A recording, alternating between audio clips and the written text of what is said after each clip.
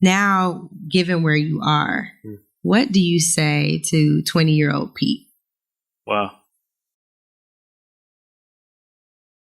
Okay, so Mayor Pete, thank you so much for being here today. Thanks for having me. One of the things I love to do with my podcast is just a good icebreaker. Are you scared? Did you guys see that little head? Like, it is something we call Rapid Round. And so I know that you are a former McKinsey consultant, which means you are very deliberate. You don't have much deliberative time. It is a rapid round. Okay. So let's start here.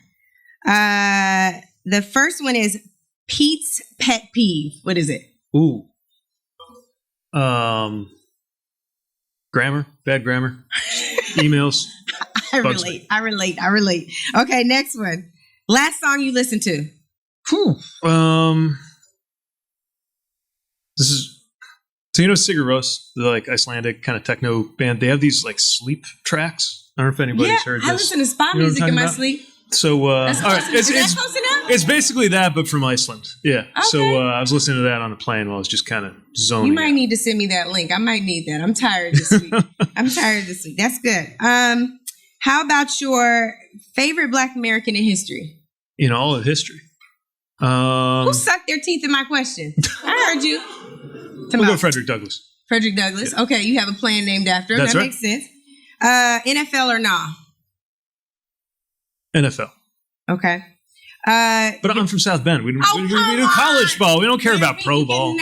You cannot. You just have to answer. No bonus. All right. We'll come back to it if you feel like you need to explain. Your most coveted endorsement in this race is who? Ooh. These are like, I gotta stop and think about these kinds of questions. I knew you were going to try that. It's that consultant. The Pope. Side. I want the endorsement of the Pope. The Pope. Yep. Okay. And then last time you cried. Ooh. I love that all these questions says, ooh. Last time This Is Us was on?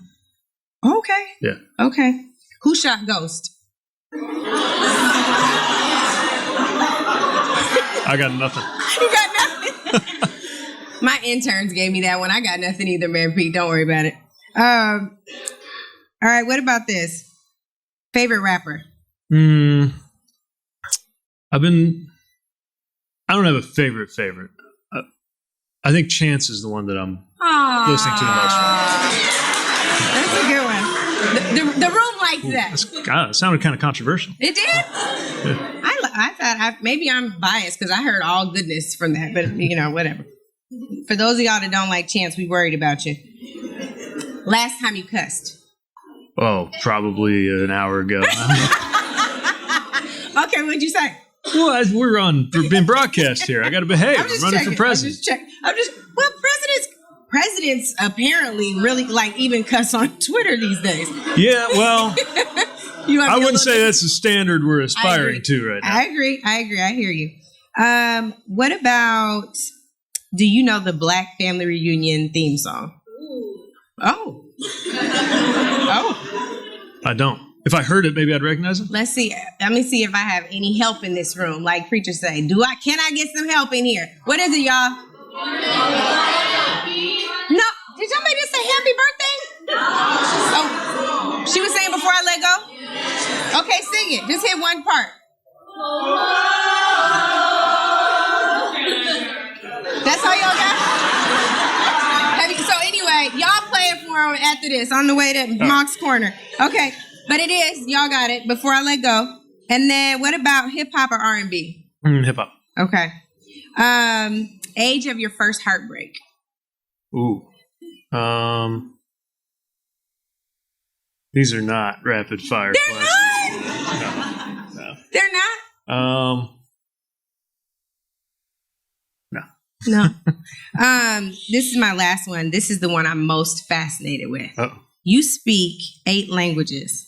Depending how you count, yeah. 8 languages, y'all. Counting English, but that's still a lot. Y'all got 7? I don't have 7.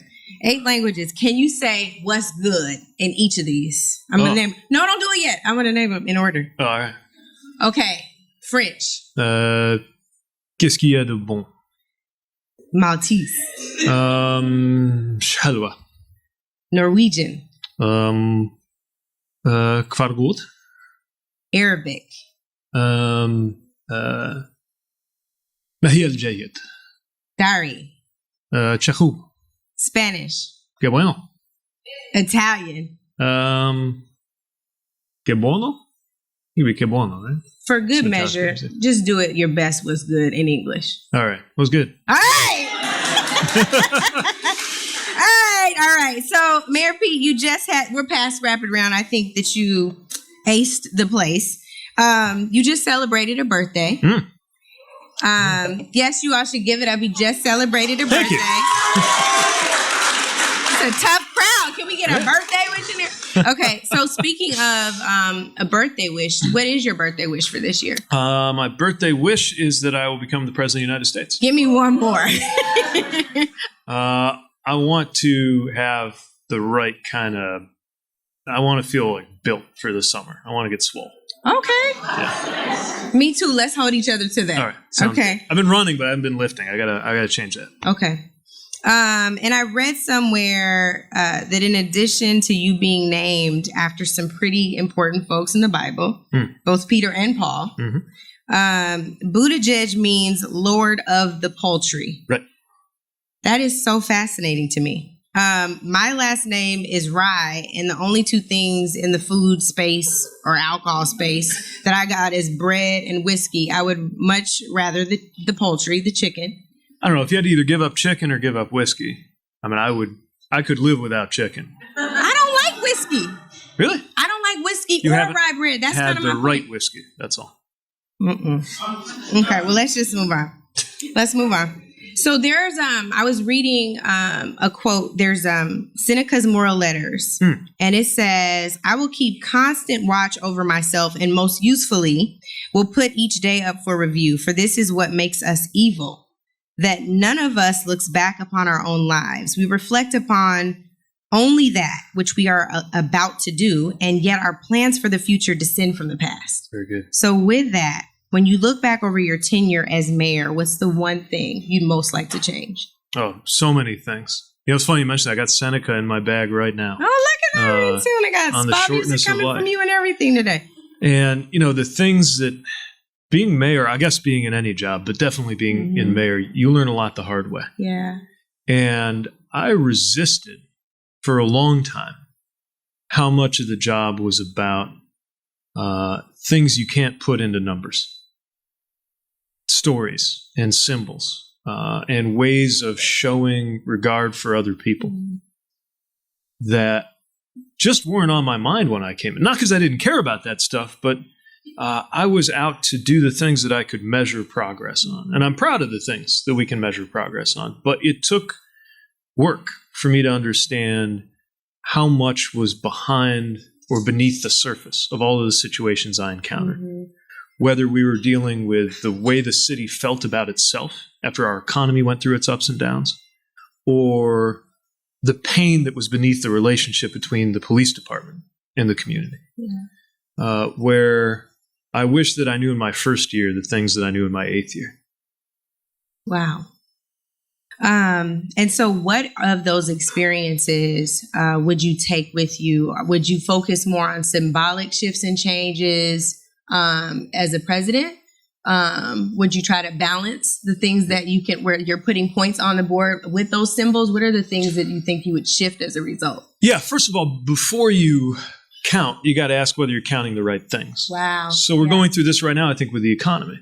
President says, we got a great economy. Look at the Dow Jones, right? Look at the GDP. And the more you look at it, the more you got to question whether we're measuring the right things. Right now, the Dow Jones and the GDP are going up. And life expectancy in this country is going down at the same time. That shouldn't even be possible. And it shows you that we're measuring the wrong things. I want to look at life expectancy. I want to look at disparities in income and in wealth. I'm going to measure our economy by the income growth of the 90%. In other words, if the economy as a whole is going through the roof and it isn't getting to the 90%, it doesn't count. So even when we're measuring, I want to think about what we're measuring, but it's also got to go beyond what you can measure. Look at the climate of exclusion that is being that is emanating from the White House right now. A lot of it is in obviously there's some very specific, very terrible decisions they're making, but a lot of it is in the tone, the message. I don't think we understood until now just how much we rely on what the president doesn't do, what the president doesn't say, what the president doesn't tweet. And that's just as important as all of the wrongdoing that's coming out of this White House. Mm-hmm. And so I'll be very attentive to the ways in which just the culture and the climate and the tone of the White House can help build out a sense of belonging, backed up by all the policies we're actually going to do. So that's interesting because even when you think about tone, there's some things that he says that I think most of us, to the point of not saying your last cuss word, based on what he says on Twitter, but it's not just about tone. Like he's unraveled a lot of President Obama's accomplishments because of who he was. You know, tone be damned. Since you won't say your last word, I'll say mine. And then the other thing that I think is so important right now is the fact that he's now successfully nominated and they're appointed 187 federal judges with lifelong appointments. That's not tone, right? So how do you ensure that along with whatever feels good that we're saying, so that we get back to the feeling of unity, there actually is equity that's on par with the unity that we once felt, right? Yeah. Well, the tone's got to be backed up with action, right? So like the judiciary, like you're saying, personnel is policy. Yeah. So the people who are appointed, we're going to be living with that for a lifetime. So if we're talking specifically about the judiciary, it means making sure the next wave of appointees, first of all, understand freedom to include things like reproductive freedom, understand democracy to include things like voting rights, that they're drawn from a more diverse background, racially diverse, of course, also professionally diverse. The ratio of people with backgrounds as prosecutors to people with backgrounds as defenders who find their way onto the bench is concerning. They should have different educational backgrounds. I don't want to betray my alma mater, but it can't be that so many of our best legal minds are all coming from a couple of Ivy League schools. We've got to broaden that out.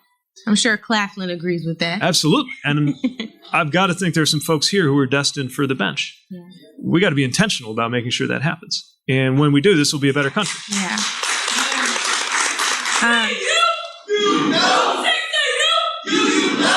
All right. Call and response. Now I see y'all know how to call and respond. All in the middle of my podcast. But we see you. So speaking of seeing people, impeachment. I don't know about that transition, but impeachment nonetheless. Very smooth. I even have it on an orange card. Y'all will catch that tomorrow. Do you believe at this point that Donald Trump should be removed from office? Yes, no question.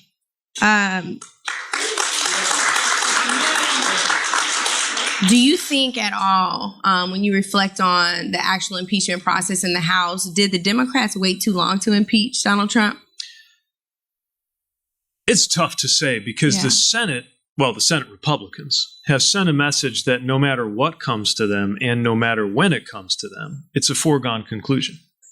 And I think that message is designed to be disempowering to any effort to deliver any kind of accountability. So I trust Speaker Pelosi to figure out the strategy from a House of Representatives perspective that makes the most sense. But what I know is that it's playing out in a way that I think is almost designed to make us feel exhausted. Yeah. And when you feel exhausted, your hope fades away, right? And the thing I'm always trying to remind voters of is that this is 2020. This is the moment when we can respond to that sense of exhaustion with action, that no matter what happens on the floor of the Senate, this is the year it's actually up to us. And of course, as somebody who's not a senator, but I'm in the presidential campaign process, my part of all of this is to make sure that we get a new and different and better president. And that's something that we get to do. I don't mean to sound naive in my optimism, but I also think you can only act when you're propelled by a sense of hope. And my sense of hope is that we can meet that just black hole of accountability that the Senate has become and meet it By the way, not only with a different election for president, but right here in South Carolina, there is an election for Senate going on. Yeah. Where Jamie Shout out to Harrison, Jamie Harrison winning the Senate would send a powerful message that I think, that's the kind of message that would be powerful enough to reunite some of the Senate Republicans with their conscience. Nothing but the loss of power, I think, will do that at this point. And those are the things I think about when I watch this process play out on the Senate floor. It's a trip that you talk about loss of power, because I think that is exactly what has gotten us to this point in terms of, lack of unity and discord. And again, going back to tone, people are terrified about the fact that they see their power waning, right? And, far be it from them to have to share power with a group of people or some folks who helped to build this country, which I talk about all the time, for free. Right. And I think on that point, you have been very clear about your support for H.R. 40, which is a bill designed to study reparations and reparation proposals. But you've also said that people should stop looking at it for a check and more about ways to balance justice, to ensure justice in the future. I wonder if you can also see the opposite, which is equity proposals that do ensure that dollars go into communities. So just first on that, like what, in addition to H.R. 40, would you sign a reparations bill that isn't just studying reparations and puts forth ideas for reparations plans, but actually has equity included in dollars into communities? Yeah, I don't think we have to wait for a commission to come back through H.R. 40 to take steps that are reparative. And yes, that means resources. That means dollars. And the way I often explain the perspective that I have on this is that if you think about saving $1 in a bank account, 5%, you save $1, and over the years it becomes $2, and then it becomes $4. At 5%, if you put $1 in the bank account over 150 years, your descendants would have $1,000 off of that $1 by the miracle of compound interest. Now, if that kind of growth in value applies to the value of $1 saved, that applies to the value of $1 stolen. Which means that when we are talking about the generational dispossession of Black Americans going back to 1619, the fact that some of these harms came about a long time, or were initiated a long time ago, doesn't make it better. Right. It makes it worse. If $1 stolen from someone 150 years ago deprives their descendants of $1,000 now, what does the entire life, wealth, and work of a human being amount to now? And, of course, this isn't just about some distant historical question. This is directly connected to the dispossession that goes on today, compounded not only by the effects of slavery, which ended 2 and only 2 lifetimes ago, but policy decisions made within living memory, whether we're talking about, let's talk about the FDR era policies around housing. Actually took neighborhoods that were less segregated in the first half of the 20th century, made them more segregated by the second half of the 20th century. Yeah.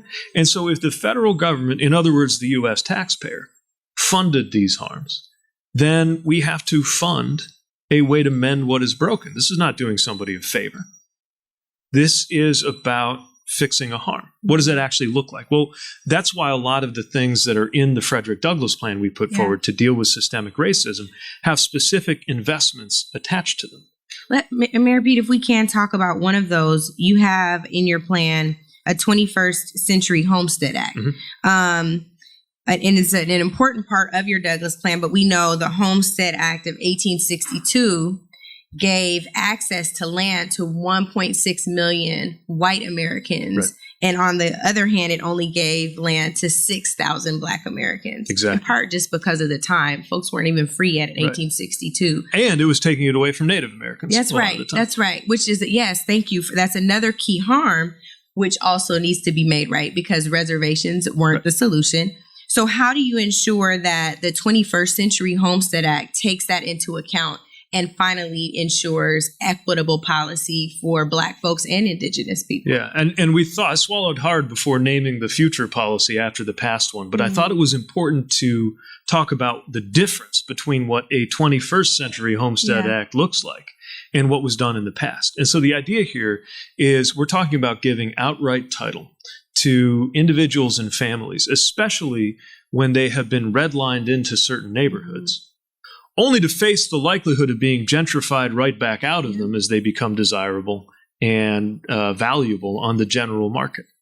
And so what it does is it allows communities to deed properties to people, and with a forgivable loan, lets them capture the value of the increase of what that property is worth on the market.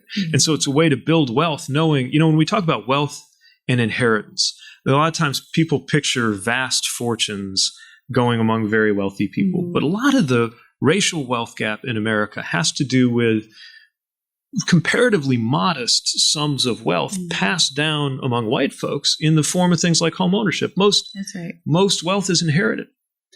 And home ownership is one of the biggest pieces of that, but it's also at its lowest level among Black homeowners, I believe, since we got started with the Fair Housing Act.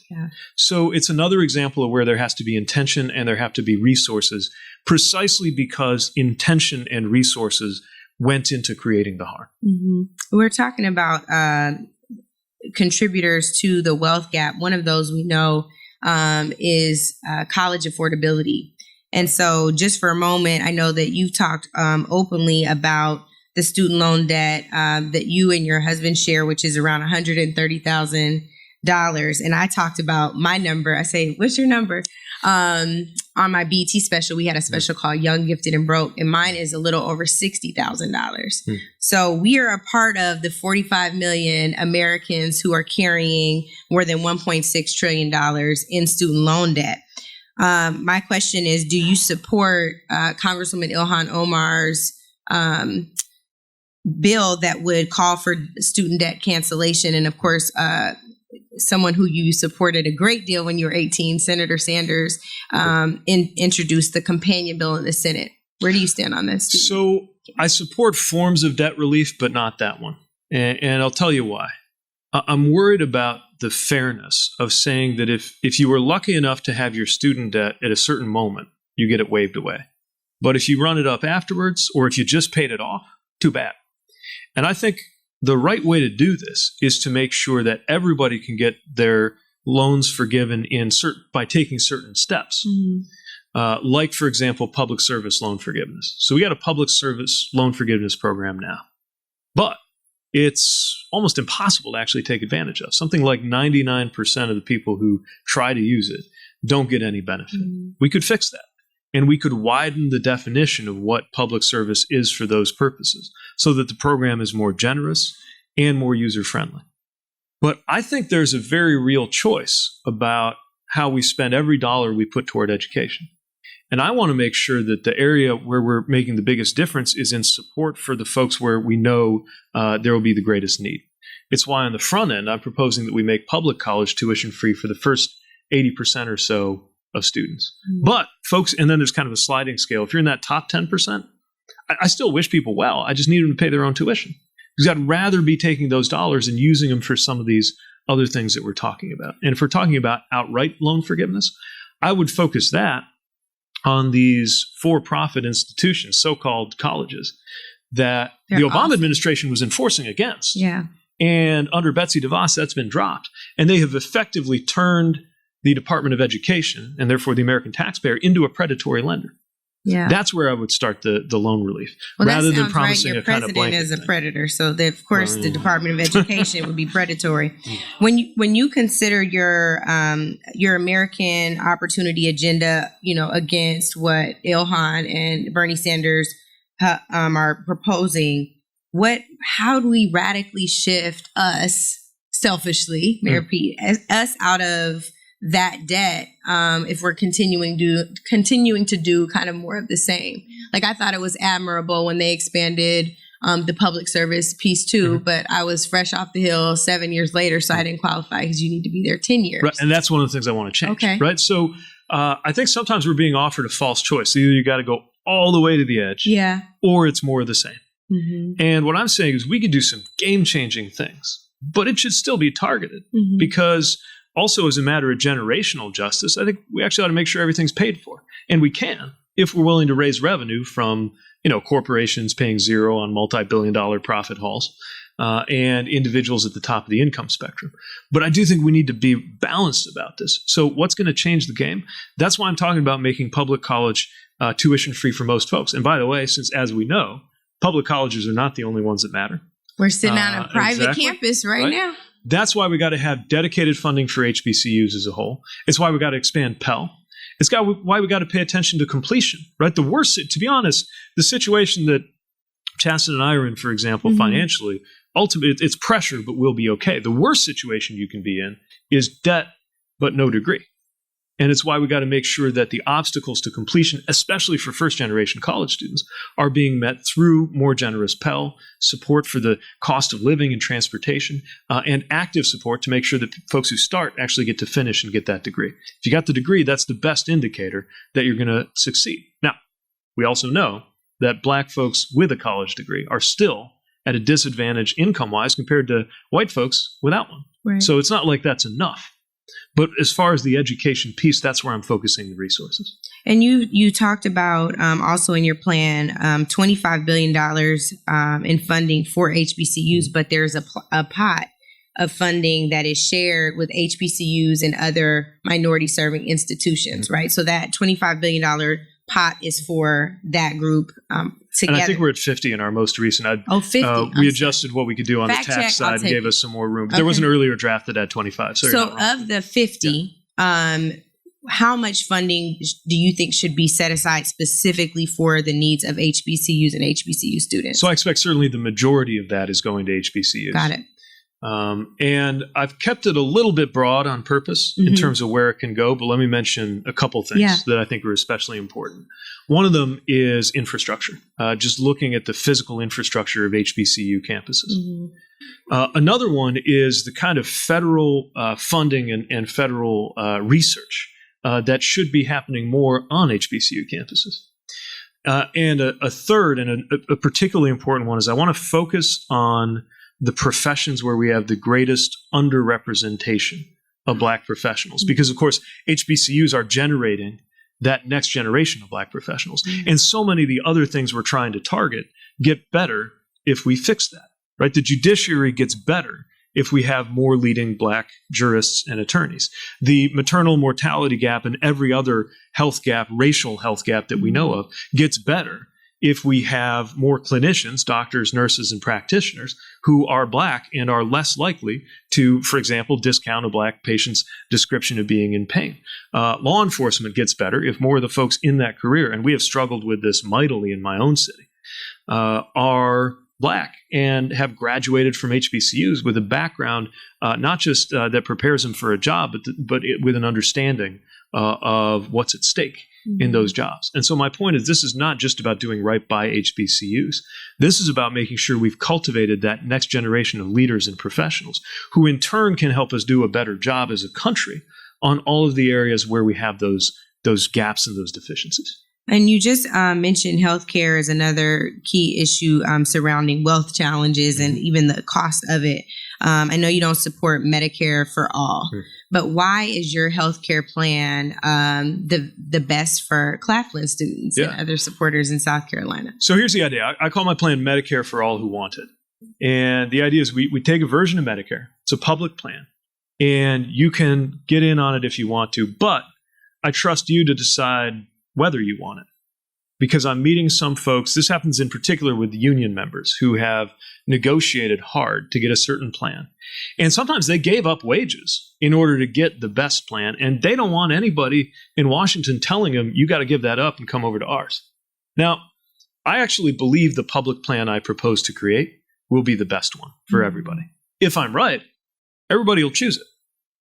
But if I'm wrong, for some people, and they would be better off on some other plan, we're going to be really glad we didn't kick them off of it. So the idea of Medicare for all who want it is we put a little humility into the policy and let people decide on their own when they're ready to switch. But everybody has access to an excellent plan.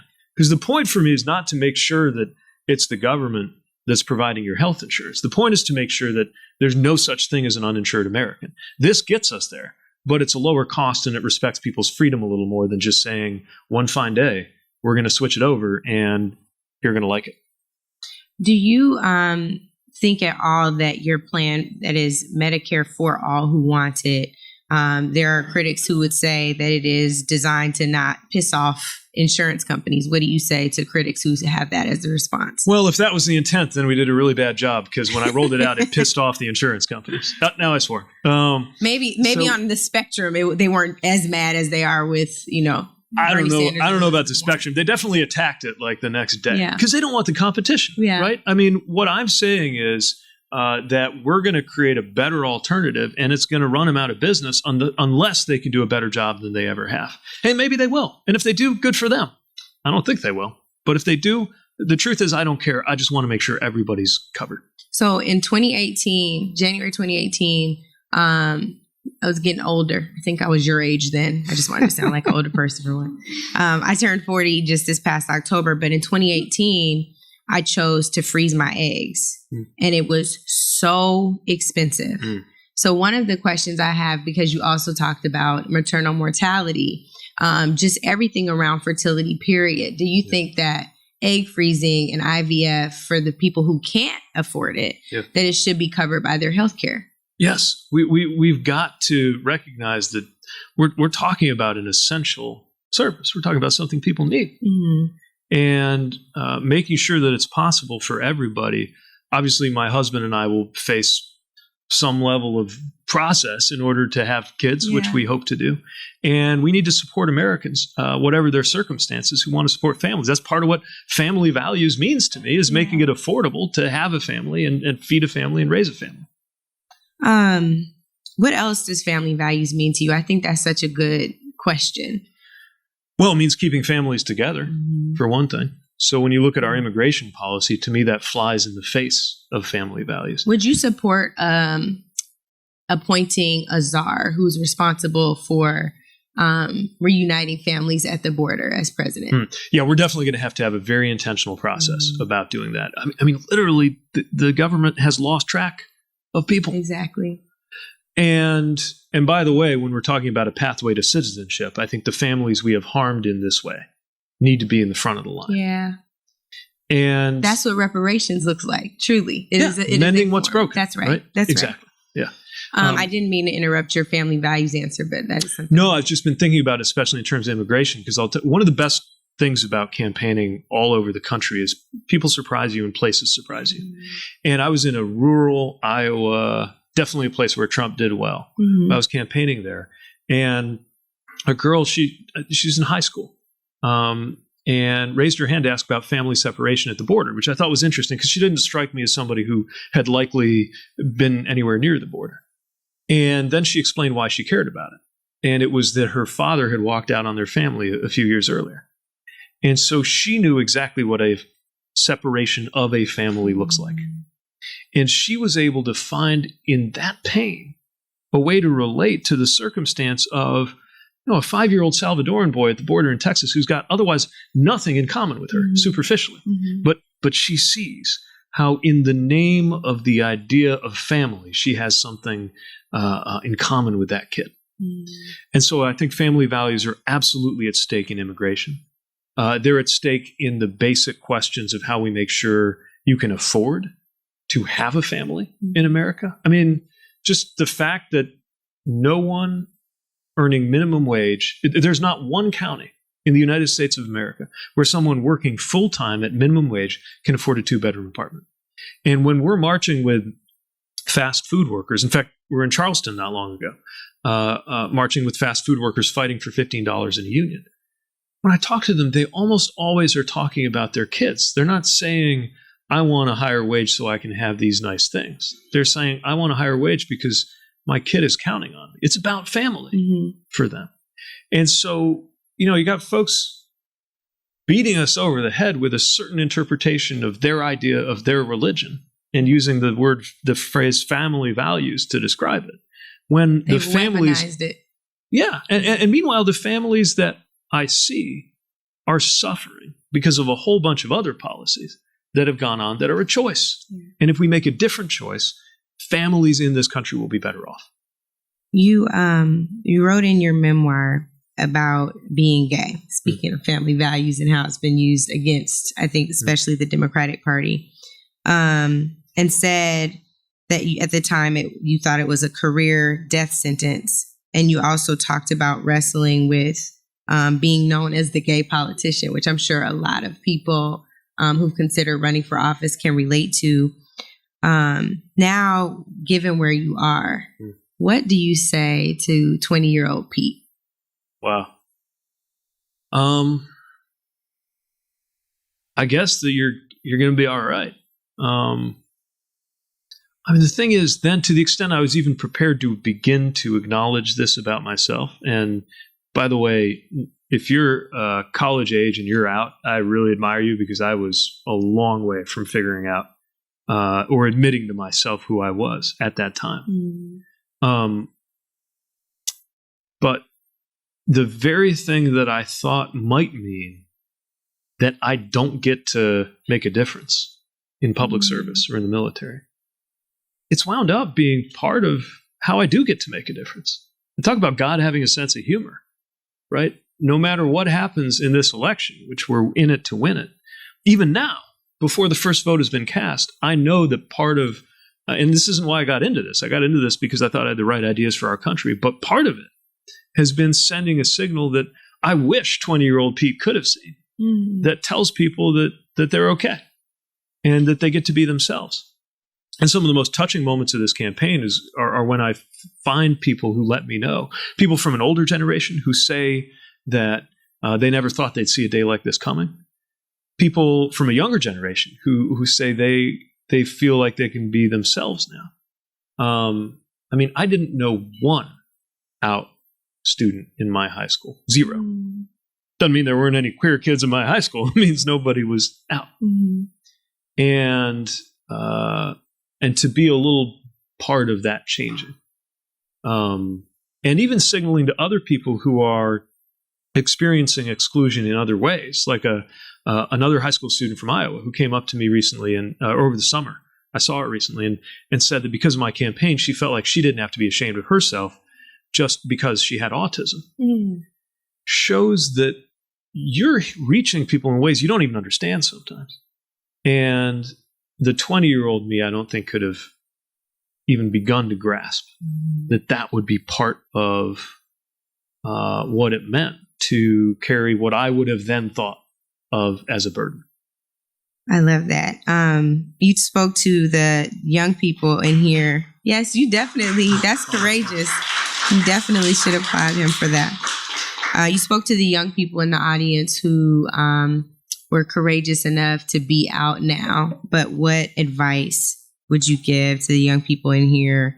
Some of them literally maybe in this room who are trying to find the courage to walk in their truth. Well, first of all, you're ready when you're ready.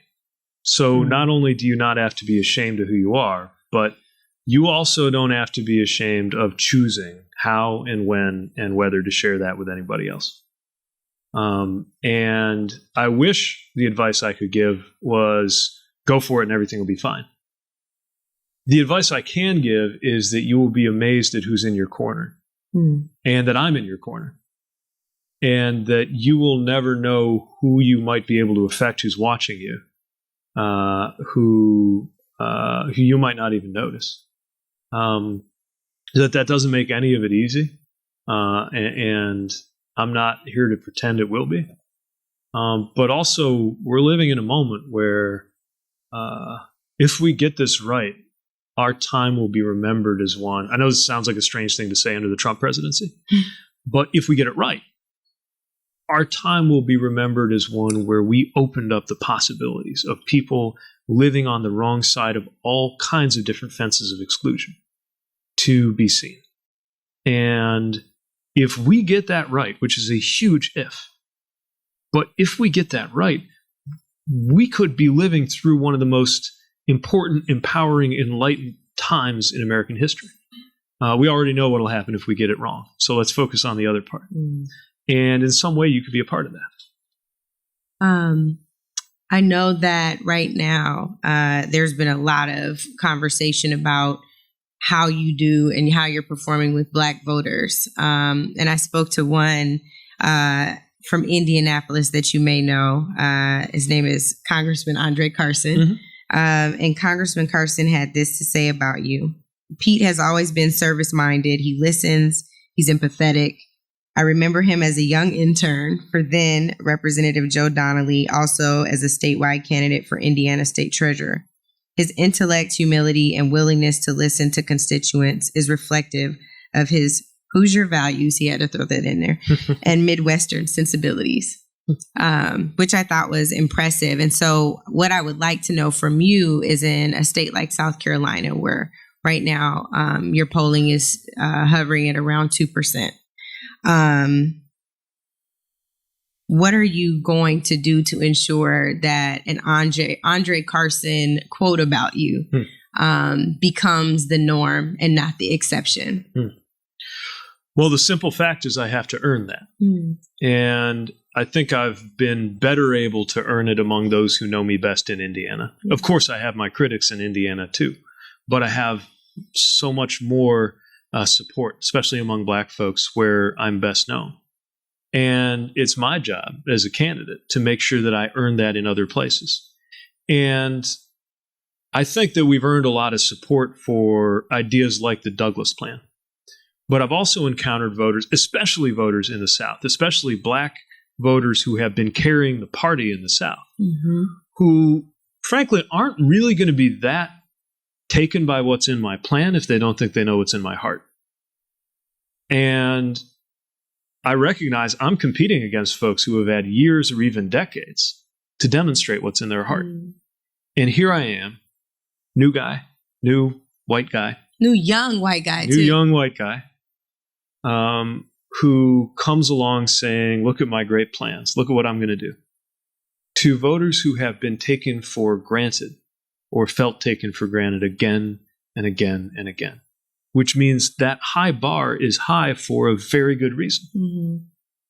And the best I can do is to tell the story of my own community, the good, the bad, and the indifferent, because we've had all of the above, to tell my story, and without pretending to know for a minute what it is like to be followed around a department store because of my race, or to consider my hair routine to amount to a job-threatening situation. At least being able to say that I've walked through life in a certain way that motivates me to make myself useful to others. And then the rest is to do a lot of listening. So part of our approach in South Carolina has been, we do the big rally type events. And I'll be honest, it's mostly white folks showing up. And so... In South Carolina? Yeah. Does that scare you? Yeah. Because I'm happy for the folks who are showing up, but in order, not just to win, in order to deserve to win, I got to be speaking to everybody. Again, especially knowing that my party has depended on Black voters, Black women in particular. If you look at how, for example, the answer changed in Alabama, or how we're going to retire Lindsey Graham, right? He's got to retire. He's got to retire. That means I got to do something different. And so I've been humbled by that and learned to have... Have you been hurt by it? I don't think it's my place to be hurt by folks not being into... Who can presume to say that somebody I haven't met ought to be enthusiastic about the idea of making me the leader of the free world, right? Like, you go out and earn that. Well, let me say why I asked that. You're the only candidate I've seen that has a named Black agenda, the Douglass Plan. I remember that was the first thing that I saw from you, just candidly, where I was like, okay, I'm impressed. And based on what Frederick Douglass stood for, super impressed. I wanted the podcast to be in Anacostia originally for that reason. Seriously. Yeah. And to me, knowing that I've been that intentional around issues, and you're in this like low single digits here, I'm saying I would be hurt. I'm not trying to project on you, but I am questioning that. Like, okay, what else do you need? Like, Yeah. and so maybe to that question, one thing that I did really want to ask you, and I know we have to open up for questions, is when you consider your team who surrounds you and what you would hope to take in the White House. So both on your team in the White House and in your cabinet, who are two Black women that come to mind who you're like, they have to be there. They have to not only be have a seat at the table, but they got to be in my ear. So I think it'd be a mistake for me to name check anybody without talking to them. It's your wish list. It's your wish list. Let me, without presuming to set up a cabinet that I haven't earned yet. Although I will say I've also committed that my cabinet will be at least 50% women and will be as diverse as the country we serve. But let me say that there are extraordinary Black women who are both known nationally and who are not. I mean, if I just think about my day, this morning I had a chance to spend a little time with Dr. Susan Rice, somebody who, as a national security leader, is exactly the kind of voice that the United States is lucky to have. I was at the U.S. Conference of Mayors this morning, and there are so many mayors leading. Again, some of them won't be household names because when you're a mayor, everybody around you knows you, and you don't always, your name doesn't always get out. Our Black mayors are kind of famous though. Like we have a mayor named Keisha, even if we don't live in Atlanta. See, like right. there's some safe bets. Yeah, getting to know her and LaToya Cantrell in New Orleans, and across the South, but not only in the South. Extraordinary Black women who are leading communities. I think all of us who have followed politics these last few years were thrilled to see what Stacey Abrams was able to do and what she's doing right now to make sure that the kind of voter suppression that helps to explain why she is not the governor of Georgia as she should be, that she didn't take that sitting down and is now defending democracy for others. And we had the honor of visiting a text/phone bank, calling people who've been purged to let them know about their rights. Again, I don't want to get anybody in trouble by naming them in a way that would make it sound like they're connected to this campaign. But what I will say is that it would not only be an injustice, but it would be depriving the country of some of its best leadership if we do not have our leading Black women voices in positions of highest authority in the next administration. That's awesome. I love that you went to mayors too. Given your last role, so that is incredible because so often elected officials at the municipal level are not discussed. So I think that's dope. Anyway, it's time for questions. If you all don't mind, for the sake of time, if you can come up here do we have security reasons why this is barricaded off? Stephen, I don't know where you are, but I want to make sure. How close can they come? To right here. So I need to come down. Okay, I'm coming down. Mayor Pete, you are incredible. You're answering audience questions now. All right. Is this on? Don't come this way. This one. Come this way. Are there stairs there? I'm coming here. Okay. Questions for Mayor Pete? Can there please be questions and not speeches? I will be that person because he cannot. He is still earning you all's votes. So questions, please. Yes. And can you state your name and where you're from? Okay, my name is Delane. Oh, okay. Okay, my name is Delane Friars, and I'm from Columbia. And my question deals with the impeachment that's going on, the trial. If and probably when the president is not convicted, what do you think, or how do you think that will, what will that mean for our nation going forward? Well, it's not good. I mean, part of what it means is that in this Senate, the message went out that you can cheat, you can lie, you can involve foreign nations in our domestic politics, and you can keep your office. But I think it will still matter that the impeachment happened because at least it sent a message. It'll be recorded through history. Only the third impeachment of an American president ever. That when you do that, there is some kind of response. This is not just about accountability for the president. It's about integrity for the presidency. But the other thing I think is that, again, in the end, it's up to us, right? The Senate gets a verdict on this president, but we all get a verdict on the Senate and the president. And so I'm focused, no matter what happens on the floor of the Senate, on what we can do. and how we can respond to that sense of helplessness that I think they want us or need us to feel, so that we just switch it off. That's the most dangerous thing that could happen, I think, is if we switch it off.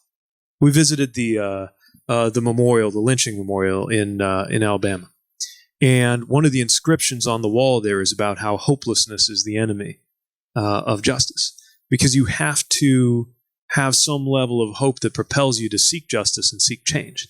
And my hope is that if that happens in the Senate, and again, the GOP is giving us every indication that it will, that just gives us that much more of a fire in our belly to go out there and change things. Thanks. Thank you. Next question. Hello. I'm going to hold it. Great to meet you again. Actually, I came to your town hall back in Columbia on September, actually. Anyways, now let me get to my question. So I have a learning disability since I was in kindergarten, getting better now. So what is your plan to make public education more accessible to those with learning disabilities, especially for those students of color and who are commonly overlooked within the public education? Yes. So glad you raised that. And I'm so glad that frankly, that you're prepared to speak to that publicly. Because, really, well, then it took some courage to be up there. But it's a reminder that you ought to be proud of who you are. And you ought to be supported by your government. So, there's a bill, the IDEA, Individuals with Disabilities Education Act, that provides resources for schools, for example, for students with any number of disabilities. But it's never been fully funded by the federal government. I'm proposing that we actually finally fund it so that schools are getting the support they need. That's one thing. Another thing that's very important is making sure that we set a goal of supporting students being able to be in classrooms with other students as often as possible. In other words, this tracking of folks into kind of off to the side isn't always benefiting students. And then you connect that to the experience of students with color. And there is no question that we cannot fully confront things like the school to prison pipeline unless we have a much better handle on how to support students with disabilities. This, in turn, reflects on how we support our teachers, who will tell you, when I'm talking to teachers now, I hear about mental health and disability issues as often as I hear about pay, because they're being asked to become managers and professionals in this field without the resources to do it, which is why we got to back them up, not just with moral support for teaching in general, but with better systems at the community level, as well as in terms of health and support and therapy. So my point is, it's the whole system, but it begins with the idea that if we do a better job supporting students and professionals with disabilities, that makes you freer to offer more. This isn't just about helping you, frankly. This is about anybody who could benefit from the contributions you're going to go on to make with that education that you're getting. And we as a country will be better off for it. So it's as much about what you have to contribute as it is making sure that we meet your needs. Thank you very much. I'm not calling on people. If you come up here, that'll save time. So maybe form a line and their team will cut me off when we're done. What happened? Oh, I'm sorry, honey. Come on. Hey, I'm Jessica, and I'm with Save the Children Action Network from Columbia. And pretty much my question is that since January 29th will be the 1-year anniversary of the MPP, which is pushing back children from coming over from Mexico and pushing them into dangerous cities, what would you commit to repelling that harmful policy in your first day in office? Yes, it will end right away. The metering policy, the Remain in Mexico policy, anything related to family separation ends right away. There are some things that we will have to put together a legislative package to deal with, to do the full immigration reform. But there are certain principles we need to establish from day one. And that includes this MPP and anything else that would diminish the safety of people, by the way, many of whom are exercising their legitimate legal rights, like applying for asylum. That's not asking for a favor. That is exercising a right. And we need to respect that. And one more thing from day one. We will act so that there is no such thing as a for-profit detention facility for children.